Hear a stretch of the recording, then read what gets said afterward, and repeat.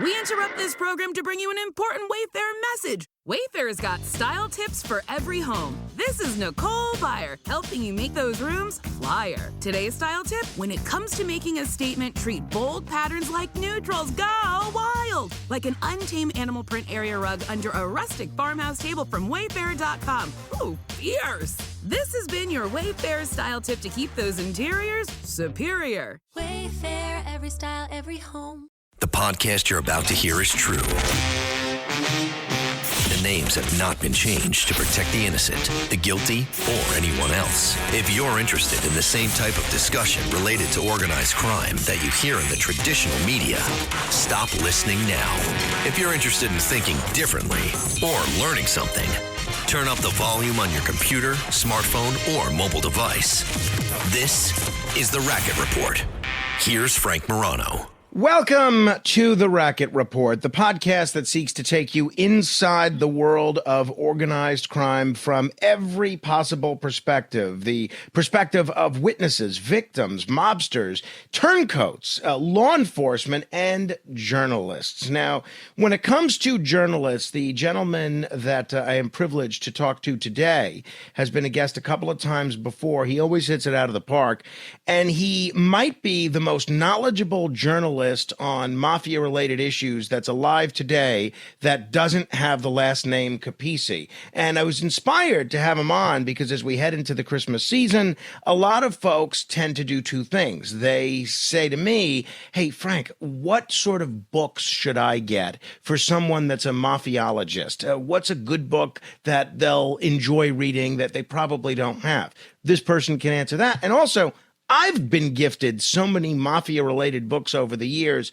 that have been just awful, either in terms of being inaccurate or fictional or stuff that everybody knows, that I thought it might be a good opportunity to turn to somebody that knows a thing or two about a thing or two and find out what gifts are worth giving. And it just so happens that this week there is a ton of huge mafia-related news. I am very, very pleased to welcome back to the Racket Report the host of the Sitdown, a crime history podcast, the one and only Jeff Nadu. Jeff, it is great to talk with you, my friend.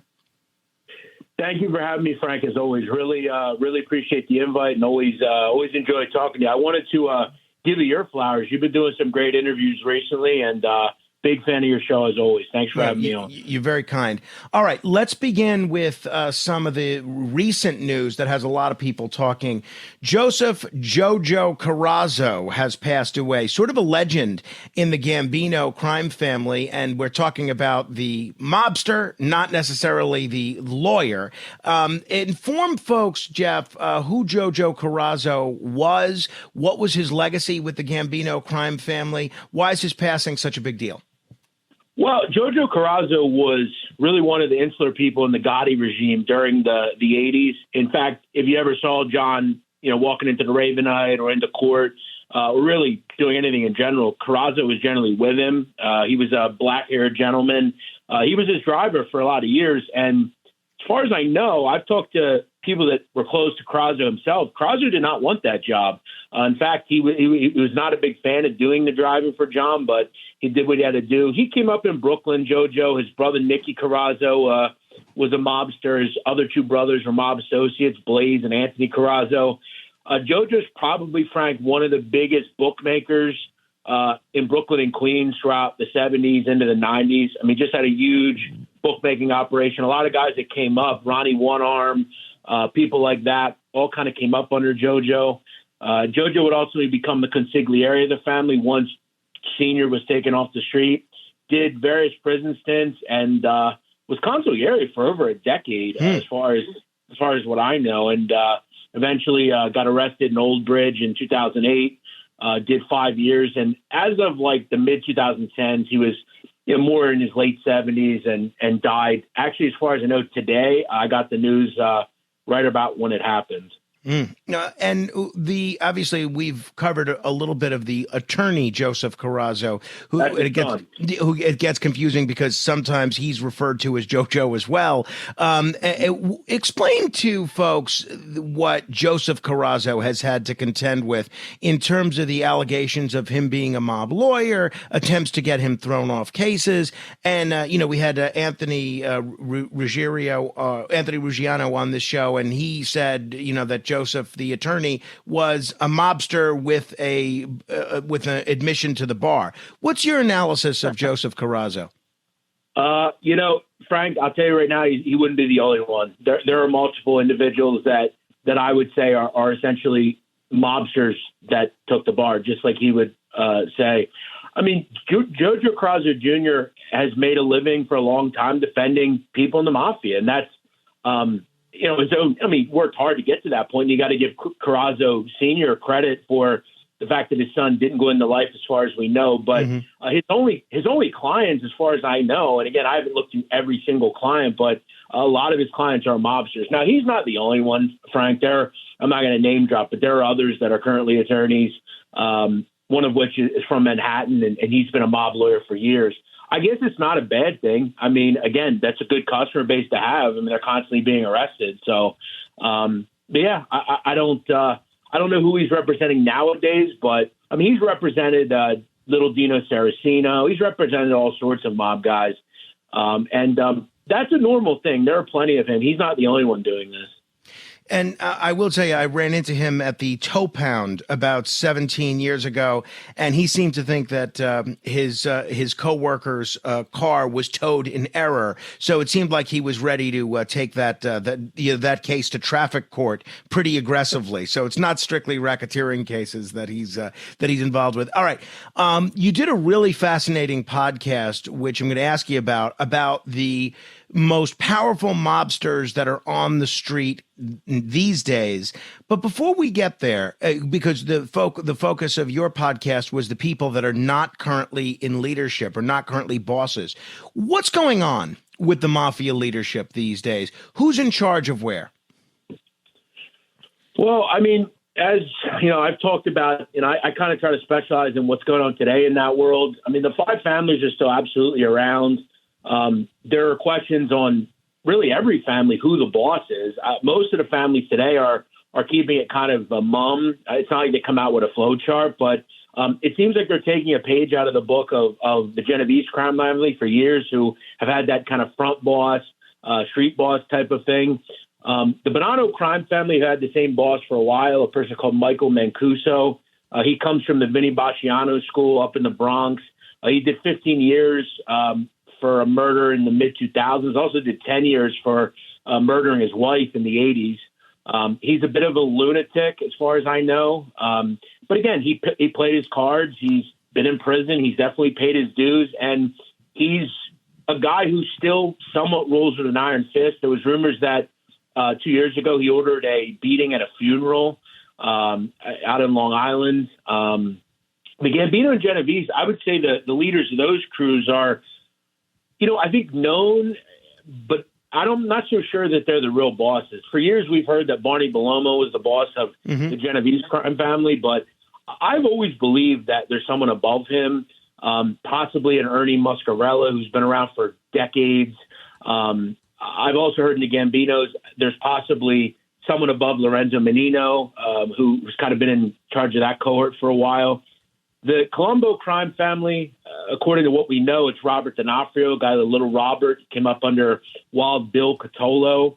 Little Robert's definitely a little bit more quiet than some of the bosses there recently. The problem the Colombos have is all of their leadership is currently in prison or, recently getting out of prison. They had an indictment in late 2021 after their boss died. A lot of the leadership's in prison. We've heard that he's keeping the seat warm for Teddy Persico, who is currently incarcerated. And then the Lucchese's, Big Mike DeSantis has been in control with them for a while. That said, as far as I know, he is in the process in the next year or so of stepping down and is holding the seat for a guy, George Zappola. All these guys are from Brooklyn, and at one point were connected to Vic Amusa. Now, Frank, when it comes to the Lucchese family, until Victor Amuso dies, He is currently 90 years old. He is the actual official boss of that family. He's been in prison since the 90s, but he is your official boss. And then they've had a kind of a street boss on the street this whole time.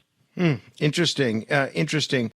In terms of, it is Christmas season. One of the things that came out in one of the Gotti trials is the saying from, I think it was used by John Gotti, but other mobsters as well, that Christmas was for kids and cops. The implication being that it was around Christmas time that you would get, you do your bribing of all the police officers that needed bribes. As far as you can tell, Jeff, as far as your research shows, how pervasive was organized crime paying off law enforcement at the height of mafia power, at least in New York? I would say it is very standard. In fact, we're still seeing it today in some of the recent indictments that have come out. There have been various indictments over the last several years where you have retired NYPD, you have Nassau County police. They're still essentially kind of either on the payroll, a part of what people are doing.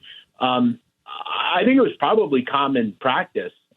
Look, beat cops don't make a lot of money. I'm sure there were plenty of detectives. Look, I've known in the research that I've done, I mean, there were all sorts of detectives that were exploited and came out. I think up above in the FBI ranks, you don't see it much, but we saw it in Boston with people like Whitey Bulger. But that still goes on. That still goes on today, Frank. I mean, I know of a case out on Long Island involving the Bonanno and Genovese crime families. There was a Nassau County detective that was arrested in that whole thing. So, and he was kind of watching over bookmaking establishments, tipping off on raids, things like that.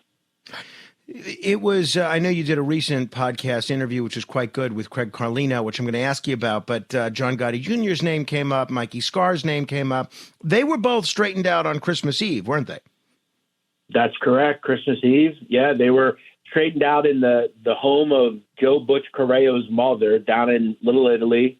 Sammy Gravano and Patsy Conti were the officiants of that ceremony. I believe Skinny Dom Pizzonia was also inducted, several others. And I know Junior, kind of talked about it. He said it was like he had made All-American.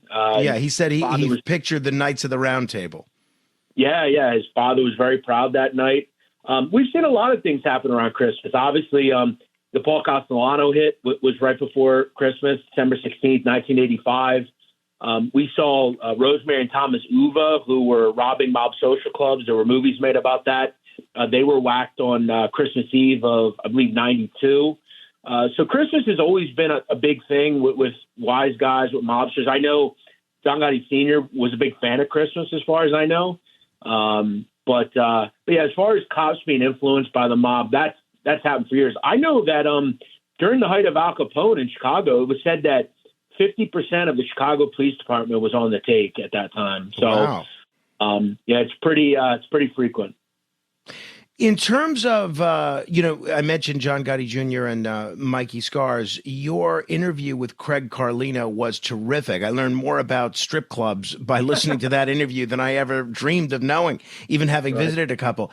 Who's Craig Carlino, and what's his connection to all this stuff? Craig Carlino was the general manager of a place called Scores, which was on, I believe, 28th Street in Manhattan.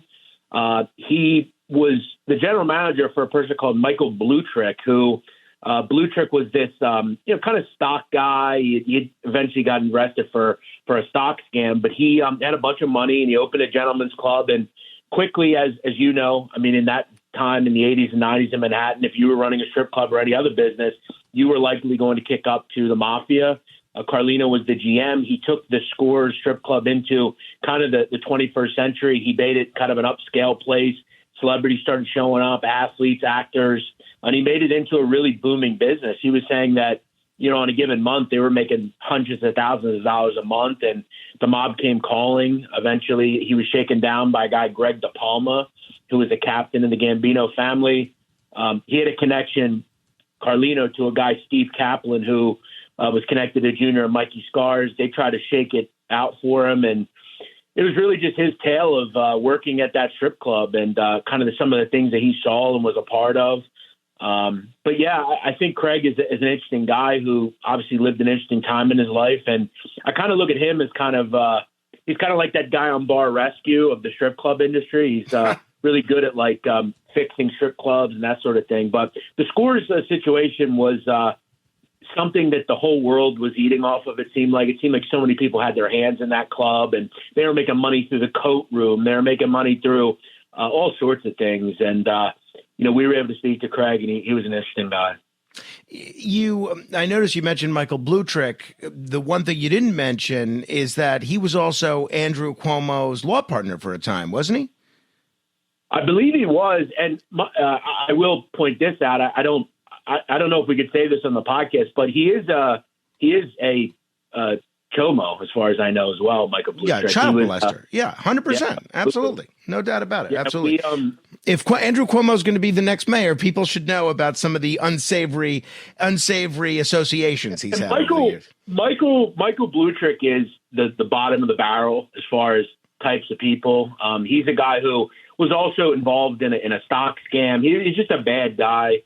And Blutrick kind of ran the place into the ground. And when Craig came in, he kind of took it to the next level. I know at one point Scores was, Howard Stern was talking about it. It was a big business, and it's kind of the tale of Craig and his time in that club. All right. In terms of some other mafia-related news in the present day, Ronnie One-Arm Trucchio has been released from prison. Who's Ronnie One-Arm? Why is this a big deal? Yeah, and it's interesting because he connects a lot back to Jojo Carrazzo, who we just talked about. In fact, I believe Jojo Jr. represented him at one point, which comes as no surprise if you listen to what we just talked about. He actually kind of came up under the Carrazzos. He was a bit of a protege of that group. Ronnie One-Arm is from Ozone Park. He actually gets his nickname due to the fact that when he was a child, he was hit by a car, and he was unable to use one of his arms his entire life. In fact, as far as I know at this point, it's one of the reasons that led to his release. Ronnie One-Arm is quite sick. He can't walk. He's essentially only got one arm, and it's hard for him to move around at this point. But Ronnie came up. He was kind of a young gun in the 90s, made a bunch of money, was very feared. I've talked to many people that said they didn't even look at him when he passed. He was that feared. They had a huge crew in Ozone Park. They called themselves the Young Guns. They were grossing a bunch of money, bookmaking, loan sharking, all sorts of things. He eventually goes down to Tampa, starts working down there, doing some things. Eventually gets jammed up, gets a life sentence. And I think for Ronnie, he thought it would never happen. But from what I understand, his son, who also became a mobster, but was shelved about 10 years ago, was integral in getting him out, working with a guy, Gerard Marone, and a guy, Harlan Protis. They're both very good at getting people out on supervised release. And from what I understand in prison, Ronnie was a model inmate. He took college courses. He was just kind of a model prisoner. And he was released back about 2 weeks ago, and he's now living in Long Island with his family. In terms of where I began, recommendations for Christmas gift mafia books, what's really good that people may not already have on their bookshelf? If someone's looking for a gift for the mafiologist in their life or the amateur mafiologist in their life, what books would you recommend? Yeah, I would go with two. I think for me, I'm someone, Frank, who I know so many of these stories that it's hard for me to always do that just because I'm always looking kind of outside the box of books that I haven't read that I don't know a ton about. But a book that I would say, if you're just interested in the mafia in general from a global standpoint, a book called Gomorrah. I think it's the greatest mob book ever written. And it's about a reporter in Italy and his journey kind of covering the mafia and the Camorra, which is based in Naples. And he's actually under police protection, has been for 10 years. And it's because of his talking about the mafia. And he tells his story about the things that he saw over his years of covering it. I think it's the greatest mob book ever written. In fact, a TV show was made about it called Gomorrah as well. Tell me the author again. His name is Roberto Saviano. Saviano. Okay. He's really kind of he's really one of my heroes, quite frankly. He's a guy who, when he was growing up, his father was extorted by the mafia. He saw the damage they did. And in Italy, as you know, Frank, the mafia in certain areas is literally the government. They decide everything. And that's essentially what the Camorra has done to Naples. They control every sense of society. And Wow. he has been the biggest proponent of exploiting that and who they are. Another book I'd recommend, it actually just came out from a dear friend of mine, The Don, 36 Rules of the Bosses by R.J. Roger, a friend of mine. He does a podcast with Mikey Scars. This is more of a philosophical book, Frank. It's kind of a play on 48 Laws of Power, but the mafia version. And it really kind of states 36 rules that every boss has had and needs to have in taking over a mafia family. And it's quite an interesting philosophical look into the mob. Absolutely. I enjoyed your podcast and learned a great deal about Lawrence Little Larry Dentico. And you've highlighted that mobsters like him can live well into their 80s, their 90s, and beyond. He apparently is the oldest mobster that's out there. What is it about the mafia lifestyle or culture that allows for such longevity among a handful of members like Little Larry? Yeah, Larry Dentico was born way back in 1923, August of 1923. And I think it's really just some of these guys are dug in. They come from a different world, a different life, where the mafia is their whole life. Now, today, we don't see it much, but this is all these people know. Dentico is a guy who was made under Vito Genovese. That's how long he goes back. He was amazing. Yeah, he was a mainstay under Genovese, very close with Chin Gigante back when Chin was just a soldier in the family. Dentico was in the Greenwich Village crew. He ultimately became a big-time kind of representative in New Jersey for the family. And look, Frank, I'm not going to tell you that Dentico attends meetings for the family today. I mean, he is 101 years old, but imagine the stories that someone like that would have. And really, in turn, as far as prison time, he didn't spend a whole hell of a lot of time in prison over the years. I mean, considering he was in the mafia really from the 50s until the mid-2010s, I would say that's a pretty good run of staying out of the can. But that's just all those guys know. No doubt about it. They're not going to go out and become mechanics or restaurant workers. This is all they know. When, some people claim that the mafia in America is dead, yet you've discussed how it's still active and to some extent fairly powerful. How has the mafia managed to adapt to modern times, and what factors have allowed it to endure, even with all the law enforcement scrutiny, even with all the turncoats, even with all the lengthy sentences due to RICO?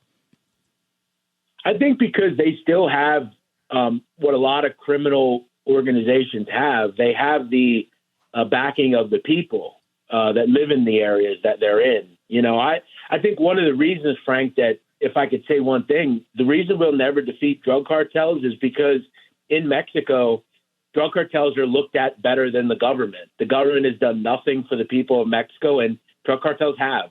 So they have the minds and souls of those people. And in Bensonhurst, if there's Italians left in Staten Island and places like that, there's still a code where these people are important and they mean something. You wouldn't come to believe, Frank, how many people I talk to that say, I don't want to be identified. I'll tell you things, but I don't want to be identified. They're not even members of the life. They just don't want to be well known. I still think that there's a certain segment of people that run businesses in these neighborhoods that have no problem paying extortion. They have no problem doing things because they feel that maybe the government doesn't do enough in policing these places. And there's certain little segments where in society, the mafia can still flourish, whether it's bookmaking, loan sharking. It's not easy, Frank, to go to a bank and get a loan, right? It just isn't. And if I can give you $5,000 and you can pay over time, you'll take it. Mm-hmm. The mob's still in unions. We saw a few months ago, Frank, the ILA was striking. The person that runs the ILA is a Genovese associate. Harold Daggett has been a connected Genovese associate for years. He goes back to the 80s with the Genovese crime family. So they still have sway over things, and they adapt, man. They go out and get involved in payday loan companies or legit businesses. I mean, there are certain cities, Frank, for instance, Philadelphia, that I don't know if they're doing any sort of illegal operations anymore. They're just involved in legal business, and they have Italian last names and were arrested for being in the mafia at one point. Are they still doing things mafia-like? I guess, but a lot of them aren't even in legit businesses at this point. Last week, I spent a lot of time talking with Mike Campy about his new book, and basically he chronicles his working with Cookie D'Urso. You've spent some time talking about Cookie D'Urso lately as well. Who was Cookie D'Urso, and what was your analysis of Mike Campy's recantation of their collaboration together? Yeah, it's a great book. I would love to speak to Mike myself. He's a fascinating guy.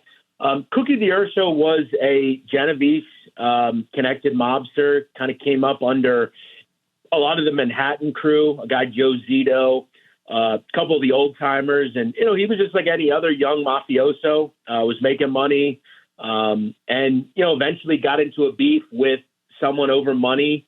He was actually involved in a shooting, him and his cousin. I believe his cousin was killed, and just kind of went a little too far. He got a little too deep and eventually decided to cooperate. From what I understand, he wore a wired device in his watch, and he recorded a bunch of people, and he eventually is now in witness protection. I don't know that he's even still in it. I have uncovered where he is. I won't say where that is, but, Cookie, I don't think makes it very difficult as to where he is. Cookie, though, it's recently come to light that there's some things that went on with one of the AUSAs, I believe, in the case. She was forcing him, according to him, to have sex with her. There's some weird things that went on, and I believe Campy, I don't know that he talks about it, but it's been reported by Capisci recently. Cookie is just another one of the long lists of people that have cooperated, and, Campy has obviously a good connection with him due to the fact that he was his case agent, I believe. With the passing of figures like Jojo Carrazzo and Joseph DiNapoli, how does the loss of old school leadership impact the structure and the operations of the five families today? Well, eventually, Frank, I've always said the mafia will run out of something that we all run out of, time. And if you look at the charts today of where we are in these families, I would probably say 70% of them are over the age of 65 or 70. There's just not a lot of young members anymore. Yeah. And a lot of people aren't aware that the mafia have in each family a certain number of people they can make, and they cannot make anyone until people pass away. So even if you become an informant, you are still on that list until you die. So there's a problem with they can't make new members. And, look, I know beyond a reasonable doubt, the Gambino crime family has recently made multiple people in their 30s. Okay, so they're bringing up the rear, but these powerful people go back to what we talked about with Dentico, where they have different values and ethics than the younger crew does. Mm-hmm. The truth is, Frank, I was raised differently than my mother and father were. I was made to be on a telephone. I know a lot about the internet. These young kids didn't grow up like Jojo Carrazzo. They didn't grow up like John Gotti, where you had to grind. You had to go out there and earn. A lot of these people are the children of these people. They haven't had to want for anything. And the biggest thing that takes down criminal organizations, drug dealers, is that little thing, that little box you hold in your hand at all times, a telephone. I don't know how these people will be able to adapt without it. I think eventually the mob will be very withered because eventually all these people will die, and there's not enough people to bring up the rear. And a lot of the people they're bringing up are not meant to be made. They might just be big earners, or maybe they're willing to commit an arson or something. But the government's done a nice job at stamping these people out, and a lot of these young kids will live life on the installment plan in prison, as we say. You had a recent interesting piece on three brothers who all became mob heavyweights in five families. Who were these brothers? There were the DiNapoli brothers. Recently, the eldest brother, Joseph, died. It was actually last week. It was interesting because they all came up in Harlem, East Harlem. And, back in the day, Frank, in the 10s and 20s, East Harlem was the original Little Italy of New York. It was one of the highest per capita Italian areas in New York City, in fact, in the country. And we saw a lot of these tenors of these families come up in East Harlem. In fact, the Genovese crime family when you go back to like the beginning of the Genovese family with Morello, he was from East Harlem. He grew up in came over and cut his teeth in East Harlem. And the DiNapolis, two of them ended up going into the Genovese family. Joseph went into the Lucchese family. And in East Harlem, that's what you have up there, Lucchese, Genovese. Joe was a big narcotics dealer back in the 60s. Eventually rose all the way up to the governing body of the Lucchese family. Did a bunch of time in prison. I mean, did more time in prison than virtually anybody I've ever looked into. He seemingly was in prison his entire career. That said, Frank, in present day, he was in prison when the whole Michael Meldish, Stephen Crea thing happened.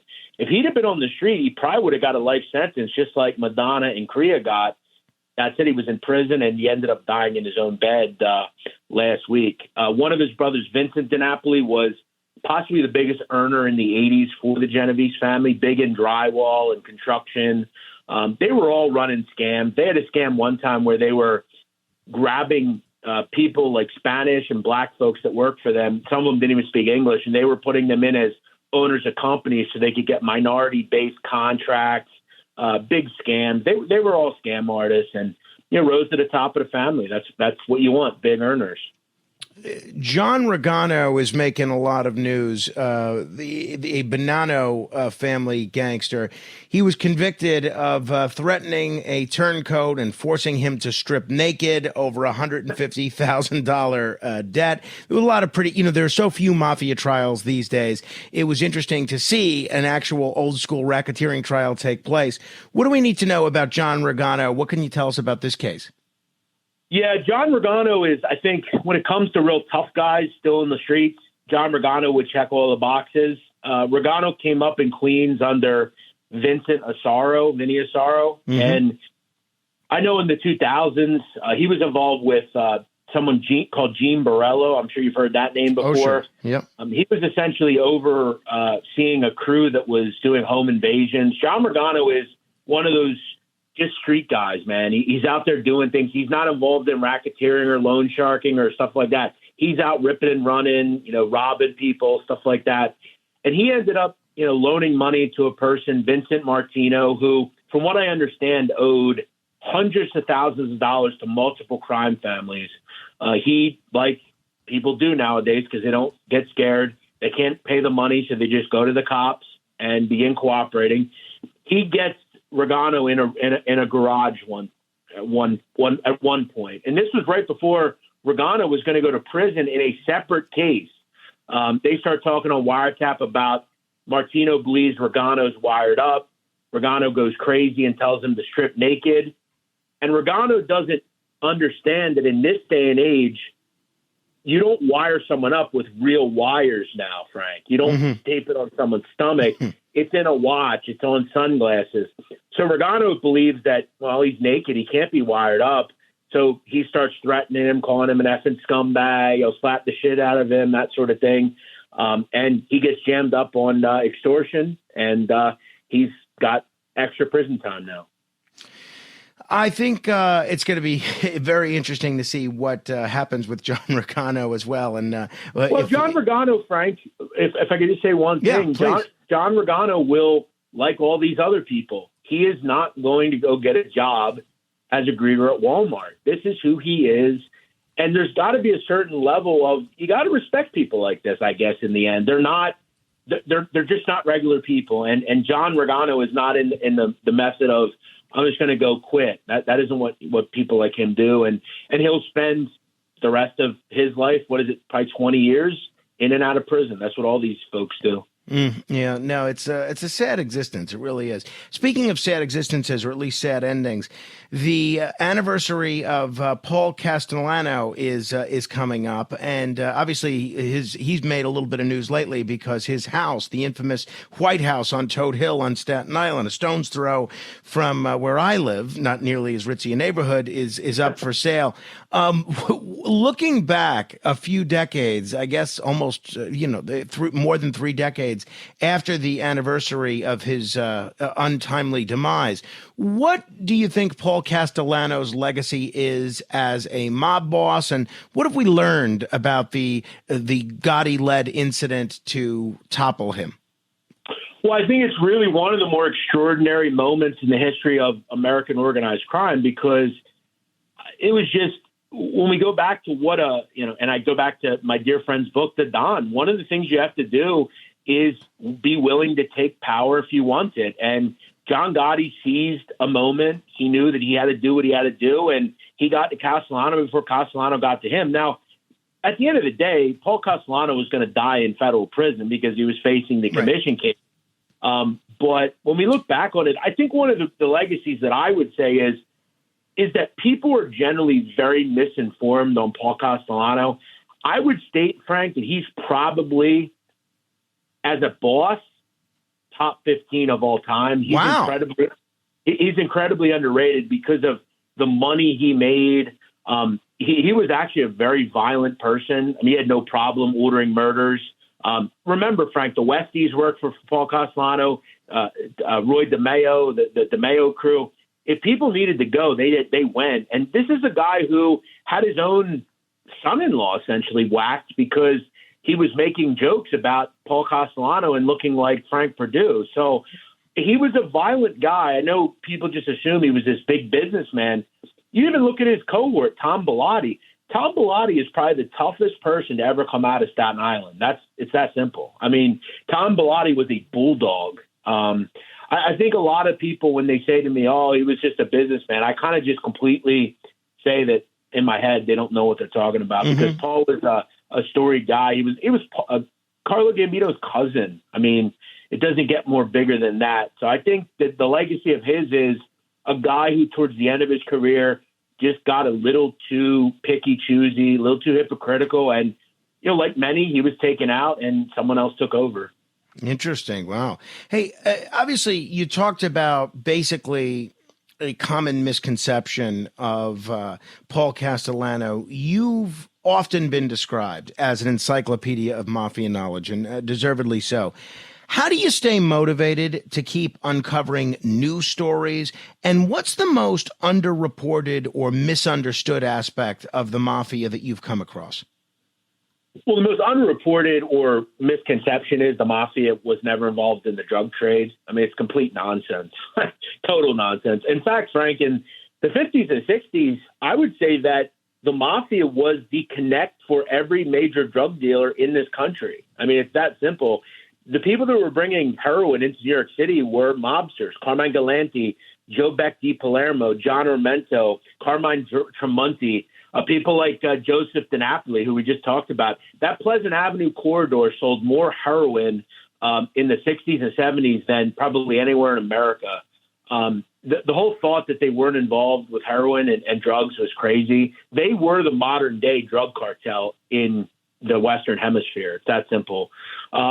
As far as staying motivated, I would just say that I've just always been fascinated by these people. And, I've told you, and I've told my audience, I've dealt with stuff. I mean, my life is different for forever. I'll never be able to go to certain places again. And it sucks because I love South Philadelphia. I like going to Brooklyn, but unfortunately I won't, I'm not going to disrupt people that I talk about. And Frank, for me, it's not the people that are in the streets. It's the people that worship these people. And, maybe they get upset. So I have to take a little bit more of initiative to care about stuff like that. But I just enjoy this world. Organized crime is fascinating to me. These are people that, ruled and they kind of ran this country at one point. So I guess I'm just motivated to tell the stories, not the popular ones too, the ones that we haven't heard about. Yeah. I love it and I'll keep doing it. Meta AI is the personal AI to help you with whatever you need. Plus, it meets you where you are. Not only is Meta AI now an app, but it's also on the apps you already know and love: Facebook, Instagram, WhatsApp, and Messenger. Plus the Ray-Ban Meta glasses. It's easy to access wherever you are. So whether you're talking or texting, Meta AI is convenient to use throughout your day. Experience our newest AI that's tailored to you by downloading the Meta AI app. Try the Meta AI app today on the Apple App Store and Google Play. It is such a good point, and I think you're not the only one, because you see the proliferation of true crime content, not only books, movies, and television, but just podcasts like yours and how popular they are. And I think you're not the only one that's fascinated by a lot of this stuff. If you could interview any historical mob figure, dead or alive, who would it be and why? I mean, I could probably say 10 people. It's hard to pick just one. Give me three. Give me three. Yeah. Number one, John Gotti, for sure. Because I think, Frank, in the end, I think another huge misconception is John Gotti brought down the mob. It's total nonsense. John Gotti didn't bring down anything. John Gotti talked to wiretap just like many other mobsters did. But when we think about it, Frank, for all the times we saw him on camera, what did he really ever say to a reporter out front? He said a couple of words, but we don't. He's kind of the most mysterious, popular guy ever. I would have loved to have just sat down and asked him about different things, and I think that's one of the things about even like people like his daughter that are interesting. I mean, she's told me several things, and kind of a amended relationship that we have where she's told me stuff that I didn't even know. I felt like kind of an expert on John Gotti, but she's even told me stuff. Couple others. Do I get any credit for mending that relationship at all? You might actually, because your name has come up, Frank, I have to say. So okay, because I remember when I posted an interview with you, or you posted an interview with me, and Angel said, "Oh, I can't believe you would talk to Jeff Nadu. He said all these horrible things." And then she messaged me, said, "Oh, actually, I heard the interview. It was pretty good. So hopefully, yeah. That I'm glad to hear that, because Angel's one of my favorite people." I would say you were somewhat integral. As far as the other two, I would say Vincent Gigante for sure. Obviously, just he was two different people. He was the guy that was mumbling in the streets and in a shower with a robe on and an umbrella above his head as well. So, and I would also say Joey Massino. And I haven't really ever talked about this, Frank, and I think I talked to you last time actually. I have spoken to someone connected to Joe Massino's family that gave me really some unbelievable information about him and after he died. The person told me that I said, do you think he ever would have spoke to someone? And she said, I will tell you this. If you and I had gotten connected before he was sick, he absolutely would have spoke to you.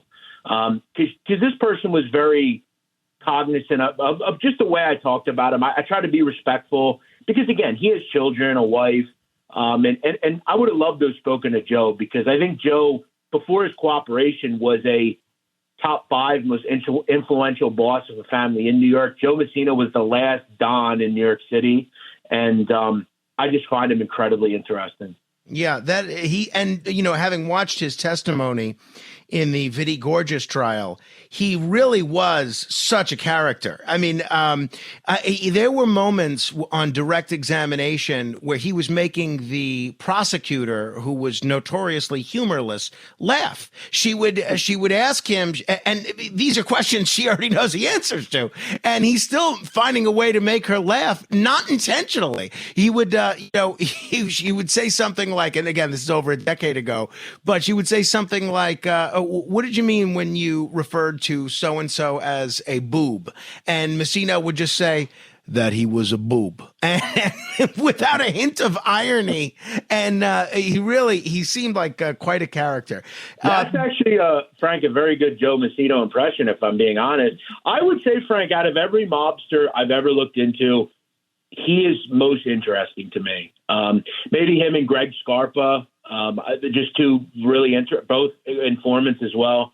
Joe Massino was, and I've talked to so many people that they said their jaws literally dropped to the floor when they found out he had flipped, because this was a guy who was, you look up gangster in the dictionary. I mean, he looked like the part. I mean, he had the slick back hair. He was overweight. He wore tracksuits and ate a lot. Right. He was just literally the antithesis of the mafia. And, this is a boss, man. This is a boss flipping. It's just insane. That is interesting. All right. Lastly, and I could talk with you all day about this stuff, but there are a couple of other non-mafia related issues I've got to get to on the radio. Based on your research, Is there a story or figure that you feel deserves its own movie or TV series but hasn't gotten the spotlight yet? I would say Philadelphia. I think Philadelphia, the rise of, obviously when Angelo Bruno passes away or gets killed, Nicky Scarfa eventually takes over after the next boss is killed. Then we go into the war that he had in Philadelphia, and then Joey Molino and John Stanfa. I think that would be a fascinating film. But also, I'm actually working on, Frank, and it's super early. I'm literally like writing things now, just little thoughts that I have. But I want to do a mini series on a farm team in New York City. So essentially, these younger kids, like a Bath Avenue crew type, or one of those groups that kind of is coming up, and they all kind of go one way or another way, whether it's cooperation, they're whacked, they become made. I want to do something like that, Brooklyn in the 90s, the Bronx in the 90s, something like that. I love that. That's great. Jeff Nadu, I always love talking to you. If people have not already done so, they should absolutely be subscribing to the Sit Down. I do on YouTube, and I never miss it. It's outstanding. They're the best podcasts around. I'm always really appreciative whenever you spend time with me. Thank you. Love talking to you, Frank. Thank you for having me, my man. It's my pleasure, Jeff Nadu. Hey, if somebody sent you this podcast or if you stumbled upon it on social media, you should subscribe to this podcast as well. You can find it on iTunes or Spotify, wherever podcasts are available. Just search The Racket Report and click subscribe. And please do us a favor and share the wealth, and email this or share it on social media to a friend that you think might be interested in the content. If you have any feedback, you're welcome to email me, frank.morano, MORANO, at WABCradio.com. Until the next time we meet in cyberspace, I'll see you on the radio.